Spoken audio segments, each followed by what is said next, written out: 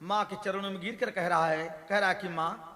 हरे मैहर की भवानी माता शारदा मयरिया है, मयरिया मरीना हे, मयरिया मरीना कि फेरा भक्तन पर नजरिया